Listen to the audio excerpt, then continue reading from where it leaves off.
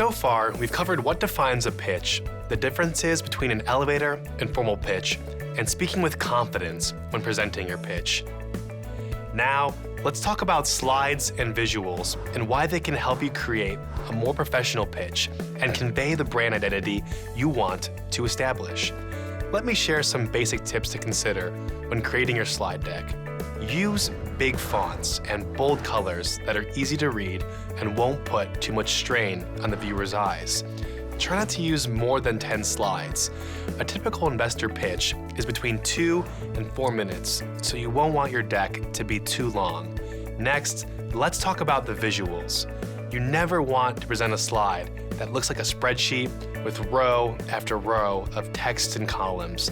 There is no narrative or empathetic way for your audience to understand what the story is by looking at this. Here's a more organized slide with less text. Although it's better, it's still not clear what you are trying to say. There might be useful information here about your teleworkers, for example, but while you could be explaining important details, the audience is ignoring you because they're trying to interpret and analyze what this data suggests. Slides that rely heavily on text are just not visually appealing and waste valuable time on the part of your audience to try and figure out what point you're making.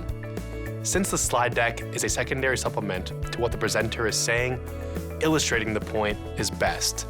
Limited text, a large, clear statistic, and a simple image.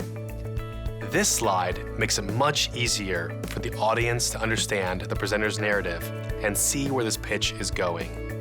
Consider these tips when crafting your slide deck. Generally speaking, it is really important to always be thinking about your digital footprint and how your brand is represented on your website, social media platforms, and advertisements. You will want to make sure this is evident in your pitch.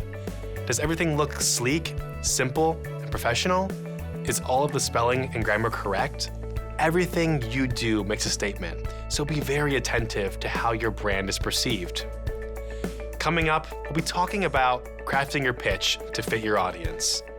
For more, visit yali.state.gov and be a part of something bigger.